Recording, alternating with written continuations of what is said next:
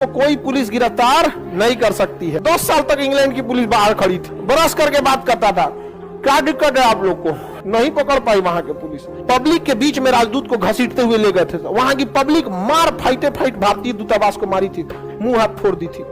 ये खबर भारत में लगी ना। स्विट्जरलैंड का शहर कौन सा है? जेनेवा।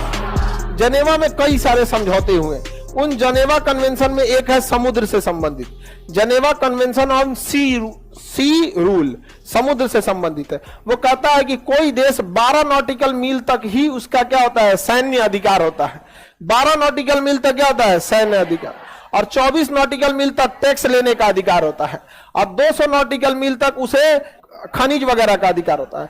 लेकिन मेनली यही दो ठो होता है मेन, यहां सैन्य अभियान कर सकते हैं। यानी अगर कोई देश है, जैसे हिंद महासागर है, आपको नक्शा के क्लास में ये पढ़ा चुके हैं ना, जैसे ये हिंद महासागर, तो यहाँ हम 12 नॉटिकल मील तक सैन्य कार्रवाई कर सकते हैं, 24 नॉटिकल मील तक टैक्स ले सकते हैं। उसके बाहर ना हम सैन्य कार्रवाई कर पाएंगे और ना हम टैक्स ले पाएंगे। और ये रूल किसने बनाया था? Geneva.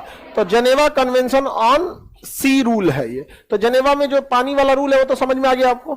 Geneva convention on diplomatic एक है कि जेनेवा कन्वेंशन डिप्लोमेटिक के बारे में क्या कहता है। तो डिप्लोमेट के बारे में जेनेवा में बैठक जो हुई थी, कन्वेंशन मतलब होता बैठक, बातचीत जब हुआ था, तो कहा गया कि देखिए पूरी दुनिया में अच्छा रिलेशन हो सके, इसके लिए राजदूतों का योगदान बहुत बड़ा है। राजदूत का मतलब आपको पढ़ा दिए हैं, एम्बेसडर, कॉन्वॉय, राजदूत। अब भारत के राजदूत चाइना में भी बैठे हैं। भारत के राजदूत कहां बैठे हैं?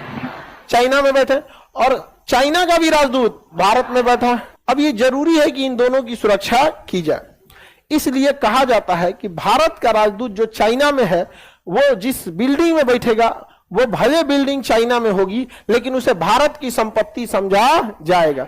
चाइना की पुलिस उसमें नहीं घुस सकती है बिना भारतीय राजदूत के परमिशन। सेम वैसे ही जो चाइना का राजदूत भारत में बैठा है, उसकी बिल्डिंग को चाइना की संपत्ति समझा जाएगा, और उस बिल्डिंग के अंदर इंडिया की पुलिस एंट्री नहीं कर सकती है। बाहर कुछ करेगी, अंदर नहीं कर सकती। इतना पावर होता है किसका? राजदूत का।